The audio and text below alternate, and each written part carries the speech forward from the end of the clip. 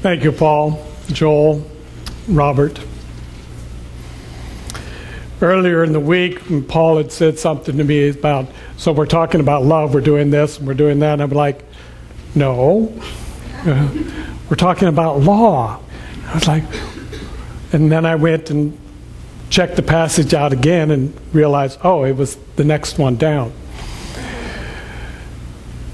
And there was I think, a purpose in the way in which these were laid out in these passages in this way about love and law, because they are absolutely two aspects of the one divine. And the third aspect is the manifestation, the demonstration, the form. So what we know in Science of Mind about this idea of life with a capital L, the eternal, the infinite, and the absolute, is that it has three different, if you would, natures to this wholeness, to this oneness.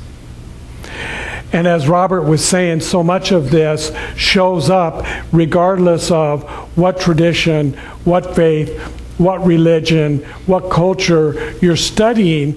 There is a similarity that shows up time and time again. A little bit of a different dressing to it, or maybe a little bit different form that they may put on it. But when it comes down to the very essence of what is the divine presence, it's all one, it's all whole, and it's all perfect. And if we can understand that, and to the level at which we do understand it, we have influence over our life and the way that it shows up, and the form that it shows up, and the demonstration, and the manifestations, and the things that we attract to us, is all based upon the level at which we understand it. And though it sounds so often so simple, it's really not always easy. There's those times in life, at least in my experience, and I'm thinking Paul was feeling that this week in his experience. This idea that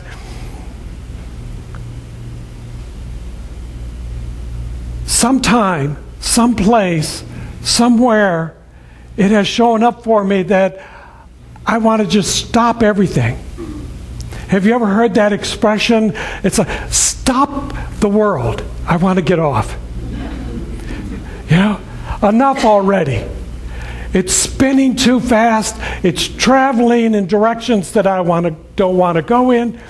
And I've had this experience somewhere, in the past, like early this morning or last week, where things got really chaotic and they got really confusing, and there was anger going on, and there was some resentment showing up, and maybe there was some mistrust that was happening, or there was a feeling like my body's not behaving in the way that I would like it to, and my checkbook, the money goes out but it's not coming in, so all these things show up in life, and I'm going, where's the wholeness in that?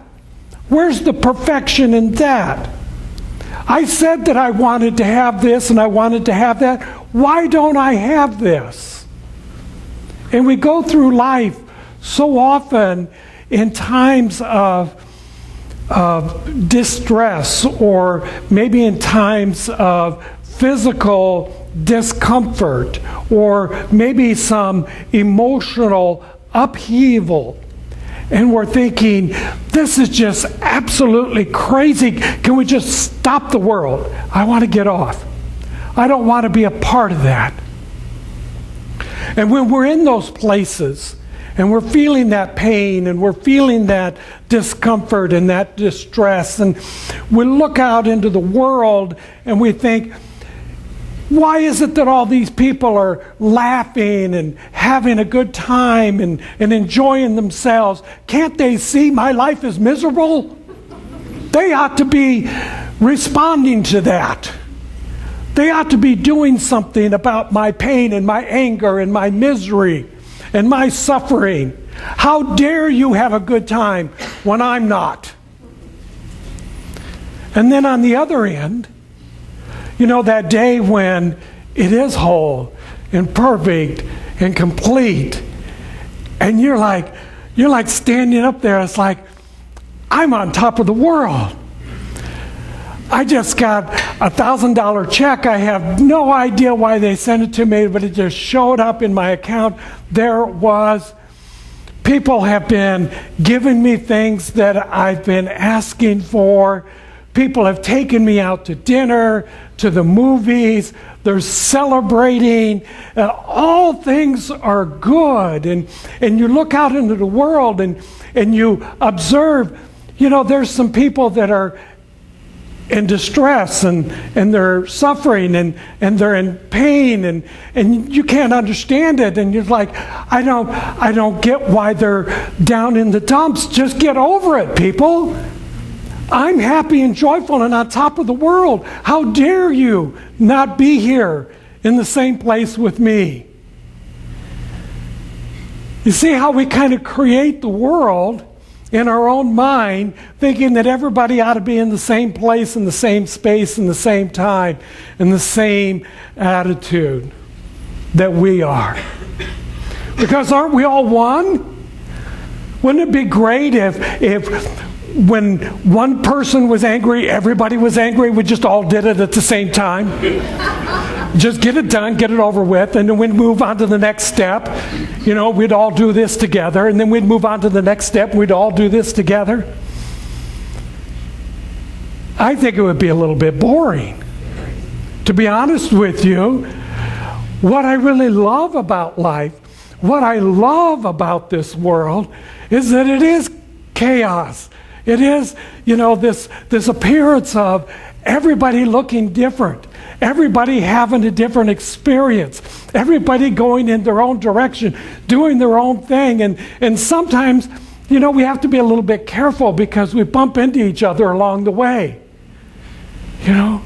And here we are, you know, I'm in my space of, you know, today I'm just like feeling great. You know, so if you're not feeling great, don't come over here. Stay in your own corner. You know, that's the way we want it.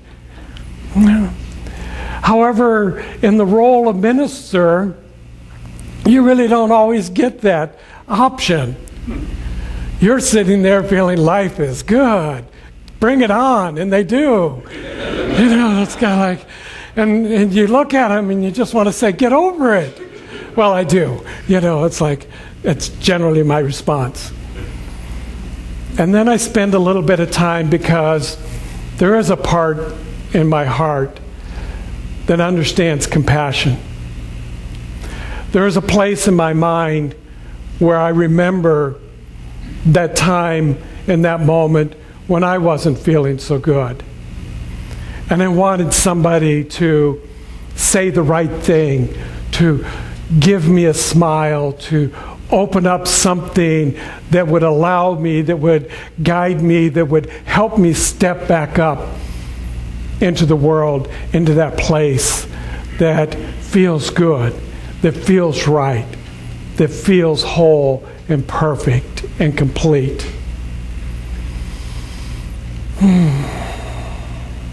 Would we like to all be there? I believe we would. I think we would like to be that. I think we would all like to be that compassionate person when we saw someone in distress, that we had the right offering at that time and place to give them that said, here, this will transform your life.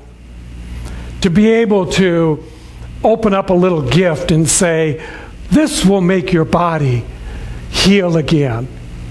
To to see that place of somebody struggling with their finances and say, here, take $1 million. You know, I don't